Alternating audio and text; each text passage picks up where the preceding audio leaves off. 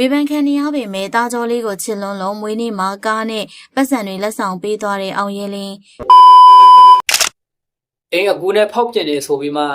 လိုင်းပေါ်မှာလူတော်တော်များများရဲ့ဝေဖန်ချက်ကိုခံနေရတဲ့မင်းသားကြီးအောင်ရဲလင်းကတော့လက်မလျှော့ဘဲနဲ့မိခင်မရှိတော့တဲ့ကလေးလေးကိုချစ်လွန်းလို့ကလေးလေးရဲ့မွေးနေ့ပွဲမှာကားနဲ့ပတ်စံတွေကိုလက်ဆောင်ပေးသွားတဲ့ဗီဒီယိုဖိုင်လေးကိုကျွန်တော်နဲ့အတူကြည့်ရှုရမှာဖြစ်ပါတယ်ဆိုတော့ဒီဗီဒီယိုဖိုင်လေးကိုကျွန်တော်နဲ့အတူအစားဆုံးကြည့်ရှုလိုက်ကြရအောင်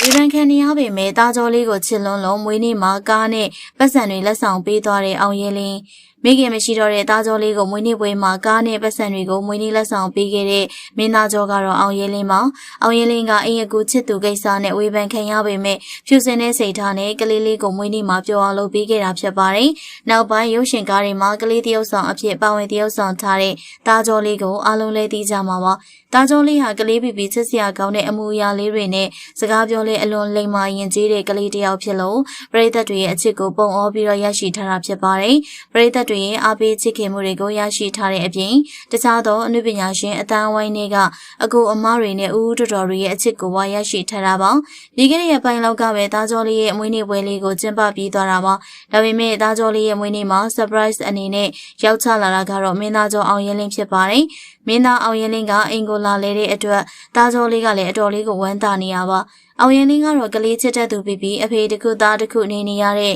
တာကြောလေးကိုချစ်လွန်တာကြောင့်ကားတစ်စီးနဲ့ပတ်စံတွေကိုမွေးနေ့လက်ဆောင်အဖြစ်ပေးသွားခဲ့တာဖြစ်ပါတယ်။နာမည်ကျော်မင်းသားတယောက်အနေနဲ့အခုလိုမျိုးပကသနာတွေမရှိအရှိကိုအရှိတိုင်းစေတနာအပြည့်နဲ့ပေးကမ်းတတ်တဲ့အောင်ရင်လင်းရဲ့လုပ်ရက်တွေကတော့တကယ်ကိုချီးကျူးဖို့ကောင်းပါတယ်။အခုမှတာကြောလေးကလည်းအမေမရှိတော့ပဲအဖေဖြစ်သူနဲ့နှစ်ယောက်တည်းရုံးကန်လှူရှားနေရတဲ့အပြင်ကလေးကလိမ္မာရေးချရှိလွန်းတာကြောင့်အောင်ရင်လင်းရဲ့အချစ်တွေကိုရရှိထားပါတယ်။အင်တာဗျူးတွေမှာလည်းတာကြောလေးရဲ့လိမ္မာတဲ့အပြုအမူအပြောဆိုလေးတွေကြောင့်ပရိသတ်တွေရဲ့သတိထားမိသွားကြတာပါ။ဒါကသားကျော်ရဲ့မိဘတွေကတုံတင်ဆုံးမမှုအားကောင်းလွန်းတယ်လို့ပြောလို့ရပါတယ်။ဝမ်းနည်းစရာကောင်းတာကတော့သားကျော်လိုကလေးတယောက်လိုနောက်ွယ်မှာဇလန်းလေးတစ်ပုဒ်ကရှိနေပြန်ပါတယ်။သားကျော်လေးအသက်10နှစ်တောင်မပြည့်သေးတဲ့အရွယ်လေးမှာမိခင်ဖြစ်သူကသားနဲ့ခင်မုန်းကိုစွန့်ပစ်ပြီးတော့ထိုင်းနိုင်ငံကိုအလုပ်လုပ်ဖို့ဆိုကထွက်သွားပါတယ်။ပိုဆိုရာကထိုင်းကိုရောက်ပြီးမကြခင်မိခင်ဖြစ်သူကနောက်အိမ်တောင်ပြူသွားခဲ့ပြီးတော့နောက်ထပ်သားဖား2ယောက်ကိုလုံးဝအဆက်တွေဖျက်ပစ်ခဲ့တာပါ။မိခင်မြတ်တာအလိုအဆုံးအချိန်မှာအထားခဲခံရပေမဲ့လည်းဖခင်ဖြစ်သူကတော့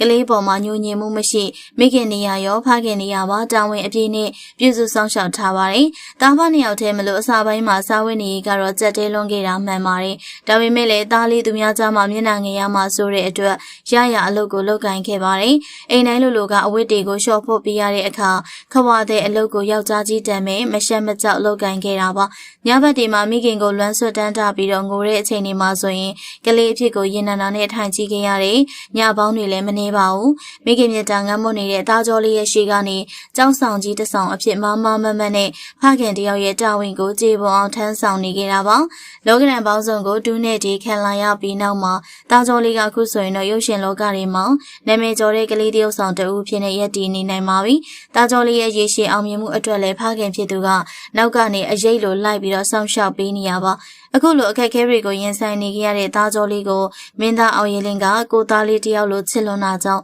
အဆက်ဆက်အိမ်ရအစဉ်ပြေချုံးမွေအောင်ကားတစ်စီးနဲ့ပတ်စံတွေကိုမွေးနေ့လက်ဆောင် surprise အဖြစ်ပေးခဲ့တာဖြစ်ပါတယ်။ဗီဒီယိုကိုကြည့်နေကြတဲ့ပရိသတ်ကြီးကရောမင်းသားကျော်အောင်ရဲလေးနဲ့သားကြောလေးတို့ကြားကအဆက်ဆံရေးကိုဘယ်လိုမြင်လဲဆိုတာမှတ်ချက်ပေးခဲ့ပါအောင်ရှင်။ကြည့်ရှုပေးရတဲ့အတွက်အားလုံးကိုကျေးဇူးတင်ပါတယ်ရှင်။ဟုတ်ကဲ့ဗီဒီယိုဖိုင်လေးကတော့ဒီလောက်ပါပဲ။ဆိုတော့မင်းသားကြီးအောင်ရဲလင်းကတော့တကယ်ကိုစိတ်ထားကောင်းတဲ့မင်းသားကြီးတယောက်ပါဘာလို့လဲဆိုတော့ဒီမမာနာမထားဘဲနဲ့ဒီမိခင်မရှိတော့တဲ့ကလေးလေးကိုဒီကလေးလေးရဲ့မွေးနေ့မှာဒီတူတက်နိုင်တဲ့လောက်ကားတွေဒီပတ်ဆက်လေးတွေသူ surprise အဖြစ်လက်ဆောင်ပေးထားတာပေါ့ဆိုတော့အရင်ကို PD ဖြစ်ပါတယ်ဝမ်းတာပါတယ်ဆိုတော့မင်းသားကြီးအောင်ရဲလင်းတိထက်မကအောင်မြင်ပါစေ။